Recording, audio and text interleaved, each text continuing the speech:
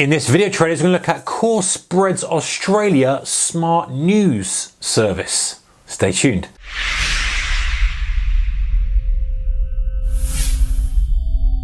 Hey guys, a very warm welcome to you. Thanks for tuning in. Right, so this video is sponsored by CoreSpreads Australia. I'm going to put a link to those guys in the description below.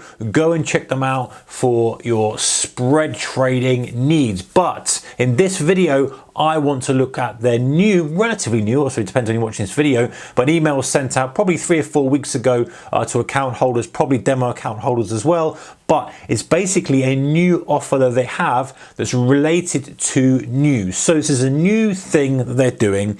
It's not a kind of generic news, but let's be honest, right? How many times you look through your broker's news? Pretty rarely. It's not something I normally do. I'll normally go out and seek my own news. I'll kind of look and see what the engine of the market is, or the engine of the thing that I'm trading. So if I'm trading, say, gold, maybe I'm going to look at, is there some sort of kind of fear of a recession over in, gold producing country, or is it an interest rate kind of fear trade now, or is it a risk off trade, or what is it? Or let's say I'm trading an individual stock. What's the kind of thing that traders are looking at? Now, I don't pretend that I'm better at analyzing news than anybody else. In fact, I'm definitely not. But what I want to see as a trader is what's driving the market that I'm trading. I don't care specifically about the nuances and all the numbers and all this, but I just want to know what people are interested in. If people are concerned about the interest rates at the moment, then I just want to see what the news flow around that is, what the sentiment around that is. Because if I know that, they can start to think about how other traders are positioning. Anyway, so without further ado, guys, let's hit the screen and let's look at this smart news service. Let's go.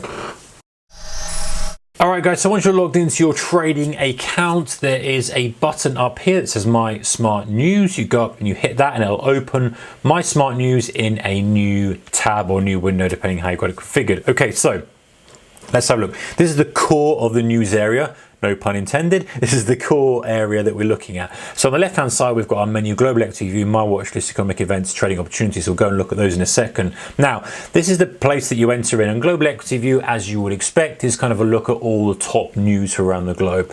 Nothing super exciting by this. What is exciting is stuff we'll look at later. But what's quite nice about this is that we can start to kind of filter, and we can look a little bit deeper about things that might interest us. So, for example, let's say we're scanning through the news and we're like, actually, I want to see more news that's affecting cable, GBP, USD.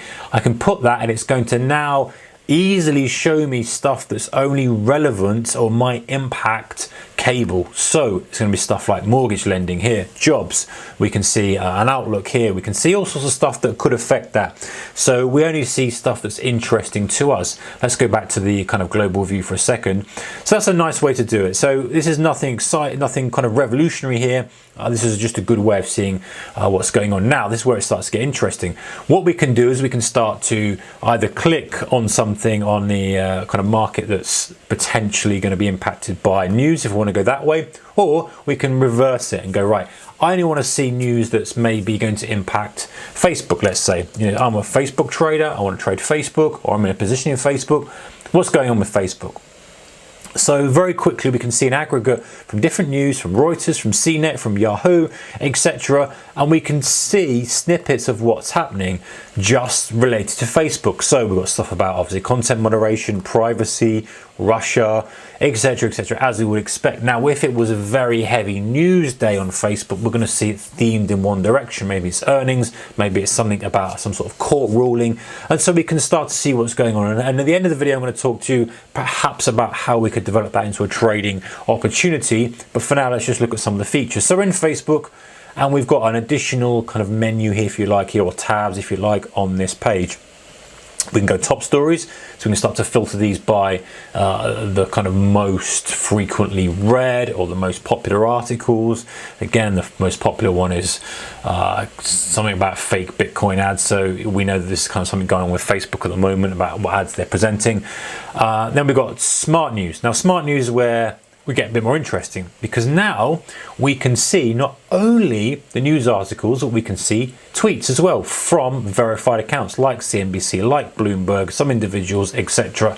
And we can see themes and patterns coming through. So we can see Russia, we can see Russia, etc. And we can put keyword search in. So let's just say we put in Russia. or Russian. We have to put probably both in because we've got kind of two ways of doing it. So Russian watchdog, and we've got Russia. So we can put in Russian or Russia, and we can start to see. Well, let's actually remove that one. Just have Russia, and we can start to see articles related to that. And if we dare put it in with Facebook, we could put something in like privacy. Let's just get rid of Russia as well. Russia and privacy. So we can now start to see stuff that's all relative or relevant to privacy. So it's a nice way really of us being able to really get down and see what's impacting the market we're trading. So very quickly, let's have a look at some of the filters we've got. We can filter this area, this smart news area, by social. We can get rid of the social if we want. We can get rid of alerts. We can get rid of news. We can play around with it. And we can also, I'm going to come to the common stream filters in a moment because that's more useful later on, but we've also got some of those filters there. So that's great. We can also now look exclusively at social, so we can see and scan through. And what I quite like about this personally is the fact that you can just literally scan through and you can see the theme. Now, no one's I mean, if there's something you want to look at and go a little bit more in depth in, then fine. You know, these links are going to work, and you're going to be able to click on it and see exactly what's going on. Take you straight to Twitter, and you can do that if you want to. But the key really is the way it aggregates everything, and so you can see exactly, you know, what the theme is, what people are looking at, what's driving this at the moment. Is it just news that's coming through the financial media just to keep them ticking over, or is it something that's driving it significantly and driving price? And there's also a profile tab here. If we forgot what Facebook is doing, we can see description and some of the more information there. Now, where it gets a bit more interesting, this is kind of self-explanatory but nice. My watch list here. So I've got a watch list called My Watchers, and this is only going to show me news relevant to the stuff that's in my watch list. So you could do something like create a watch list with FANGs in. So if you just wanted, you know, all the FANG stocks in there, you could create a watch list with, let's say, energy commodities in there. You could create a watch list just with a couple of the soft commodities. Let's say you had wheat, corn. So you can kind of play around with it and then use that to your advantage. Economic events. So economic events is going to be stuff that's literally just obviously driving the economy. So we're going to stuff about the moment. It'll be things like Brexit. It'll be things like our new Prime Minister Boris Johnson. It's going to be things like China trade war. China-US trade war, things like jobs, etc. So we can start to filter out, again, something that may be driving currencies if you're trading currencies. Okay, so economic events is good. Trading opportunities, this is where we can use the other filter, and this is quite nice. So let's say we wanted to look and see if there are any trading opportunities in the NASDAQ 100, which CoreSpreads Australia call the US Tech 100. And we can see what's been mentioned the most: Amazon, Apple, Google, as we'd expect. And we can start to scan through and see. Now, if we have something that's got a major kind of bit of news on it, we're going to see significant increase in top mentioned entries. And we're going to be able to see this on this side here and click, and we can filter by it, or we can just scan through and see what's going on. So we can see, oh, I don't normally trade this instrument. Oh, what have they got? They've got something here that talks about whatever they're talking about here. They're talking about reducing the stake. Some group has reduced a stake in this company. Is that a tradable idea? We can go look at the chart and we can find out. So what also is nice is this filter here. We can now filter for new products. So from the NASDAQ 100 or the US Tech 100 as they call it, we can now filter just for mentions of new products. So if we want to trade based on a new product catalyst, a great way of doing it. And we've got new products, we've got Brexit, we've got Trump, we've got jobs, positive earnings, negative earnings, etc. So we can filter by stocks that have negative earnings, or a negative sentiment around earnings, or a positive sentiment around earnings. I'll talk more about that in a moment, but you can see how potentially nice this could be. New product, new product, new product, new product. Right, that's useful. Okay, let's talk about this in terms of positive earnings or negative earnings.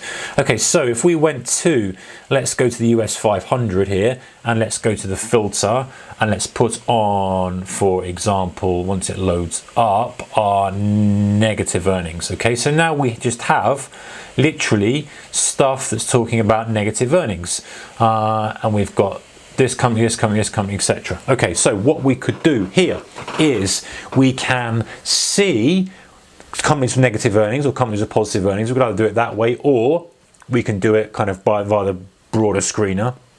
But the why it's nice that it's aggregated, in my opinion, is that you can say, right, There is a theme of bullish sentiment around this instrument, this market, this stock, because I can see that because I have to look at every single article. I can look at the summary by going through the smart news, and we can just go down and we can see a snippet on the right. Great. Now, I then look at the chart. You might look at the chart and go, right, well, that's okay. I'm responding, and it's responding in a bullish manner. Okay, trading opportunity from that, potentially. Now, what about if you look at the chart and you tied up this fundamental theme of bullish theme with the financial media, i.e. everyone is perceiving it as bullish. The difference between perceiving it as bullish and having a bullish response. So we've got perception of bullishness, for want of a better word, on the stock. Now, if we saw that stock declining intraday, we might say, well, actually, price is telling us something different. Despite we're going through this and we're seeing CNBC, Bloomberg, etc., all the tweets being bullish, the price is declining. Potentially, obviously we've got to put a risk management and lots of other things in place that might offer us an opportunity on the short side, hypothetically speaking. We could short it, looking for the financial media to get on that and go, well, actually, even though it's bullish, we're off $20 or whatever it may be, and then the media starts to flip and that might be able to cover into the negative media spin. So we are using a combination of how people are perceiving something with price. We can open up our CoreSpreads Australia chart, we can look at the chart, and we can scan through the smart news as well. So this is reasonably useful, guys. You know, it's the kind of thing that might play a small part in your trading. Is it something you want to be looking at all day, every day? No, because you can drive yourself crazy being bombarded with too much information. But this does a good job of aggregating it, filtering it, so you can just look at the stuff that's useful to you. You can take a quick glance, and like I say, you know, do we think we can analyze it better than some of the best analysts out there and economists out there? Probably not, but what we can do is see what the broad crowd is feeling, what is driving the market or instrument we're looking at, what everyone else is looking at, and so we can think about how they might position based on what they've seen, and then we can think about how we might position based on how they might position, if that makes sense. So the ultimate gaming theory we're playing with this big game of chess, which we call trading. All right, guys, go and check it out. There's a link to the description, a link in the description below to CoreSpreads Australia, and see what you think. Take care. See you next one. Bye bye.